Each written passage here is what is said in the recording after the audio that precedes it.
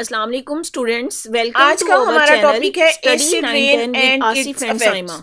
अब यहाँ पे देखेंगे कि एसिड रेन क्या होती है। हमें पता है कि हमारे इन्वायरमेंट में पोल्यूशन की वजह से डिफरेंट पोल्यूटेंट प्रेजेंट है। वो पोल्यूटेंट कौन से हैं? सल्फर डाइऑक्साइड हो सकती है, नाइट्रोजन के ऑक्साइड हो सकते हैं, कार्बन के ऑक्साइड हो सकते हैं। ये सब पोल्यूटेंट है जो हमारे इन्वायरमेंट में मौजूद हैं। जब रेन होती है, बारिश होती है, उसके वाटर ड्रॉपलेट्स इन पोल्यूटेंट्स के साथ या इन ऑक्साइड्स के साथ मिलके एसिड में कन्वर्ट हो जाते हैं और ऐसी रेन को हम बोलते हैं acid rain. When the rain water has pH between 4.2 and 4.4। अब यहाँ पे MCQ का एक क्वेश्चन है कि आपको रेन वाटर की pH बता दी गई है 4.2 से 4.4 तक। It is called acidic rain. तो ऐसी रेन को हम बोलेंगे acidic rain. Burning of fossil fuel release harmful gases in air. These gases, sulfur dioxide and nitrogen dioxide, when mixed with moisture present in the air, form acid droplets। ये बात की गई कि बर्निंग ऑफ फॉसिल फ्यूल, जितने हम fossil fuel burn करते हैं उसकी वजह से हार्मफुल गैसेस रिलीज होती हैं। वो हार्मफुल गैसेस कौन सी हैं? सल्फर डाइऑक्साइड है, नाइट्रोजन डाइऑक्साइड है। और जब ये एटमॉस्फेयर में मौजूद होते हैं तो ये वाटर ड्रॉपलेट के साथ रिएक्ट करके उनको रिस्पेक्टिव एसिड्स में कन्वर्ट हो जाते हैं। जैसे यहाँ पे देखें, सल्फर डाइऑक्साइड है, वो ऑक्सीजन के साथ रिएक्ट करके पहले सल्फर ट्राइऑक्साइड बनाएगी। ये सल्फर ट्राइऑक्साइड वाटर के साथ मिलेगा तो सल्फ्यूरिक एसिड में कन्वर्ट हो जाएगा। इस तरह नाइट्रोजन डाइऑक्साइड वाटर ड्रॉपलेट्स के साथ मिलके HNO3 and HNO2 nitric acid और नाइट्रस एसिड में कन्वर्ट हो जाती है।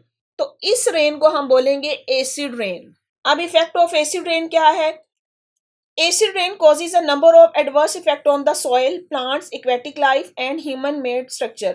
तो एसिड रेन सॉइल को भी इफेक्ट करेगी, प्लांट्स को, एक्वेटिक लाइफ वही जो आबी जानदार हैं जो समंदरों में, दरियाओं में, झीलों में होते हैं, और ह्यूमन मेड स्ट्रक्चर्स को भी। Acid rain make soil more acidic. अब वो सॉइल जिसके ऊपर एसिड गिरेगी तो वो उसको एसिडिक में कन्वर्ट कर देगी। It dissolve and washes away the nutrient present in the soil which are needed by the plants. अब प्लांट की ग्रोथ उसी सॉइल में होती है, उस सॉइल से उसने अपने लिए न्यूट्रिएंट लेने होते हैं, लेकिन जब उस सॉइल के ऊपर एसिडिक रेन आ जाएगी तो वो वहां से वॉश अवे कर देगी, उन न्यूट्रिएंट्स को वहां से निकाल देगी। Many plants can not live or grow in the acidic soil, so it can damage the vegetation and plant. तो अब उस एसिडिक सॉइल के ऊपर प्लांट्स ग्रो नहीं कर पाएंगे तो क्या होगा कि वो वेजिटेशन और प्लांट्स की पैदावार इफेक्ट होगी, वो उसको डैमेज कर देंगी।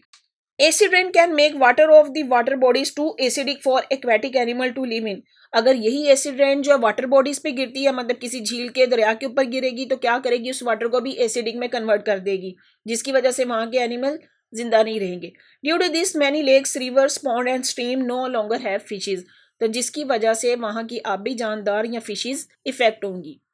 Acid rain and the dry deposition of acid particle damage building, statues, automobiles and other structure made of stone and metal. तो अगर यही एसिड रेन गिरेगी बिल्डिंग्स के ऊपर तो बिल्डिंग को डैमेज कर देगी। स्टैच्यूज या जो मुजस्मा बनाए जाते हैं, ऑटोमोबाइल्स, गाड़ियों के ऊपर या किसी भी स्ट्रक्चर के ऊपर गिरेगी जो स्टोन का या मेटल का बना हुआ है तो वो उसको खराब कर देगी, उसको डिटोरिएट करेगी। अब एसिड अगर किसी मेटल स्ट्रक्चर के ऊपर गिरेगा तो डेफिनेटली उस मेटल के साथ रिएक्ट कर देगा, उसको खत्म कर देगा, उसको डिटोरिएट कर देगा।